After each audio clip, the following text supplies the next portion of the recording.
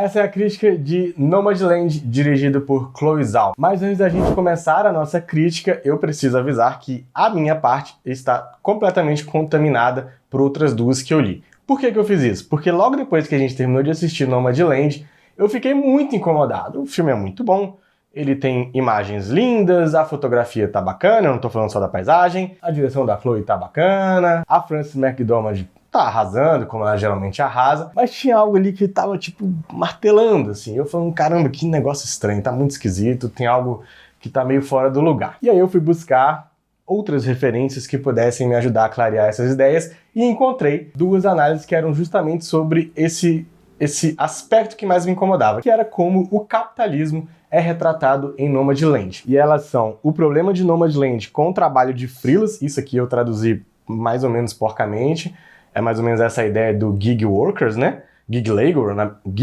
na verdade, do Wilfred Chan na Variety, e amplos horizontes e visões superficiais na Nomadland de Chloe Zhao, da Esme Rogiven, eu imagino que seja assim, da revista Another Gaze. Eu não tô contaminada, que eu não li isso daí. Mas a gente logo depois de ver o filme, a gente foi conversar sobre esses pontos que nos causaram esse desconforto e sobre algo que a gente acha que ficou faltando trabalhar, algo que na maneira como o filme foi feito nos causa incômodo.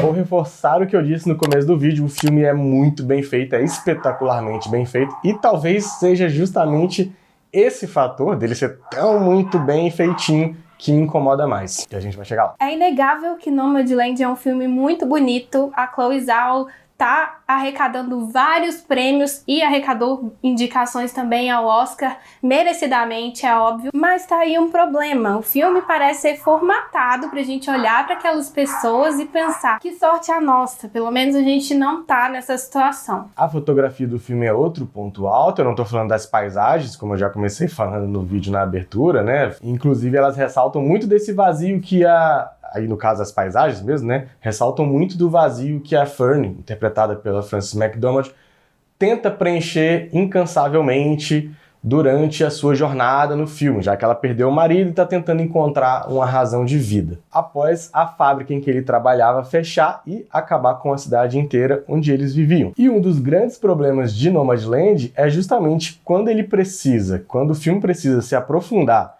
nessa questão de um sistema atroz, sistema capitalista, que destrói uma cidade completamente após usar todos os recursos que aquela cidade tinha a oferecer e simplesmente joga as pessoas que viviam nessa cidade à própria sorte no mundo, o filme não consegue caminhar para frente. Parece que o filme fica só na superfície, ele não procura se afundar nesses problemas, né? Ele não mostra que é um problema estrutural. Ele não fala dessa estrutura. Ele fala como se fosse o caso específico dessa personagem.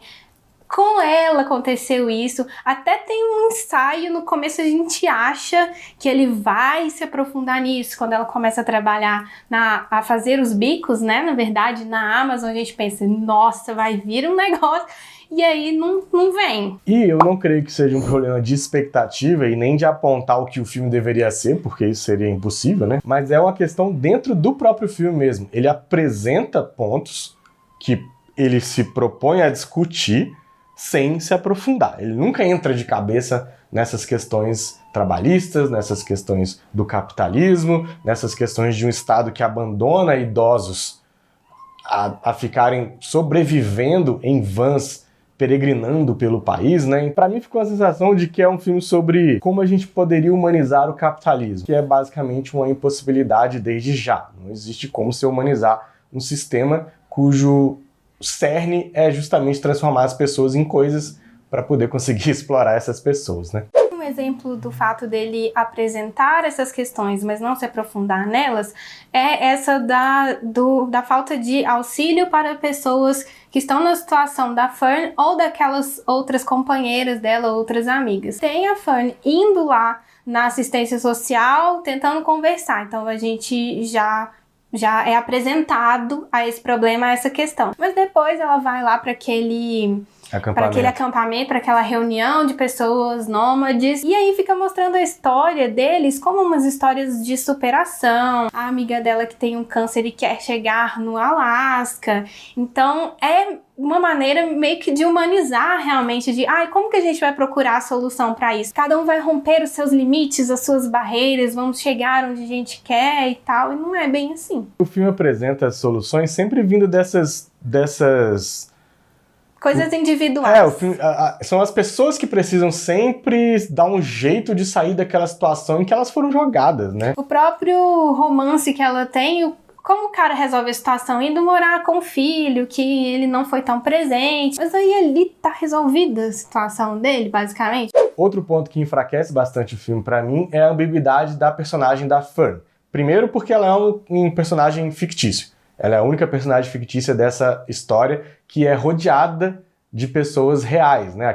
As personagens que ela vai encontrando no caminho são de fato pessoas que estão vivendo daquela maneira. São os nômades que vem do livro que deu origem ao filme. Então a gente tem uma personagem que o conflito dela já não tem essa aderência com o real. Ela é imaginada e ela tá meio que nessa jornada por escolha. Ela fala que quer encontrar o pôr do sol no final da rodovia, né? Aquela coisa de ir em busca da liberdade e tudo mais. Depois que a cidade em que ela vivia com o marido é destruída. E aí a Fern tem algumas coisas do tipo falar que a Amazon paga bem, que ela trabalha lá porque eles têm um salário ok, como se o salário fosse simplesmente essa representação do que é o trabalho, né? Então, beleza, você tá sendo bem pago, então foda-se, né? Não preciso te dar mais nada. É como se fosse uma boa opção. É apresentado como se isso... tem isso aqui pra eu fazer, é até ok eu fazer. Fico pensando nessa questão da Amazon sendo apresentada como uma opção viável de trabalho para quem tá desempregado e não consegue ter um trabalho estável. Eu acho isso muito grave, essa maneira como é representado, não porque é a Amazon, mas também porque a Amazon tem tanta discussão em torno disso. Acho irresponsável, acho muito liberal. O fato de haver essas viagens dos personagens serem esses nômades contemporâneos ainda tem um problema que ele, em alguns momentos, acaba caindo numa certa romantização desse estilo de vida, dessa maneira com que essas pessoas estão vivendo. Diversos pontos da história nos mostram como esses personagens são livres, como eles podem escolher trabalhar aqui, ali, para tomar o seu sustento. Isso me lembra uma aula do Zé Paulo Neto, em que ele está falando sobre o método de Marx, que ele fala sobre o conceito da liberdade marxista, né?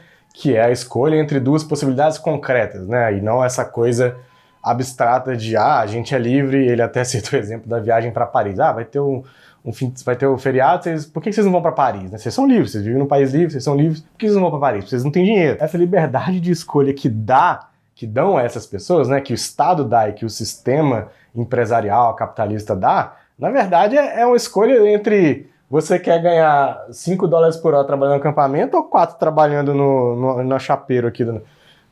Que grandes escolhas são essas, né? Qual que é a grande liberdade que essas pessoas têm? A mulher que escreveu esse livro, então, não deve ter gostado muito, não, né? Acho que o ponto não. de vista dela não era esse, não. Eu já vi as análises e todo mundo fala que o livro é muito mais contundente. Fica meio um discurso casado com o que a gente viu crescer, a uberização do trabalho, né? As empresas, o sistema acha muito fácil falar, você tá complementando a renda, você é seu próprio empregador. Quantas vezes a gente já falou isso de obras audiovisuais aqui, comentando e tal, quando na verdade não é bem assim, né? Não é confortável, não é liberdade, não é escolha. É uma forma como as pessoas são jogadas para esses trabalhos, né? Como estão tendo seus direitos retirados. Por fim, para mim, o que a Chloe Zhao fez no filme é colocar a resiliência das pessoas e tratá-las como guerreiras, como, né, esses heróis do dia a dia e tudo mais, como um escudo para não se embrenhar, para não se aprofundar numa questão que tá ali. Um exemplo de como os personagens são tratados de uma maneira resiliente é como é acrescentada a morte como um fator, né? A morte que é algo tão universal. Estranho falar isso, né? Mas é um tema que toca a qualquer pessoa que for assistir. ela é acrescentada ali em alguns pontos. O fato da personagem da Fern ficar desamparada com a morte do marido dela é um desses casos. Tem o caso do líder do acampamento de nômades, aquele cara que é uma figura central, principal. Ele conta que o filho dele morreu e por isso ele se tornou o que ele se tornou, e por isso ele foi ajudar as pessoas. Então tem esses elementos que vão mostrando pra gente qual é o tipo de visão que o filme apresenta. Também acho que ele não precisa apresentar soluções, mas quando ele introduz esse assunto, a gente se sente desconfortável de não vê-lo sendo tratado de uma maneira muito séria, né? E é isso. Se você tem um ponto de vista diferente, deixa aí nos comentários. Provavelmente Nomadland deve fazer uma rapa aí no Oscar, né? Assim, o filme é extremamente bem produzido, tá, né, tinindo, assim. E pra mim, eu já falei, isso é parte do problema, inclusive. A gente tem uma playlist aqui com filmes do Oscar que a gente analisou. Se você curtiu esse vídeo, dá uma olhada aqui em cima. Então, tchau. Até o próximo vídeo. Vai ter mais. Ha! Eita!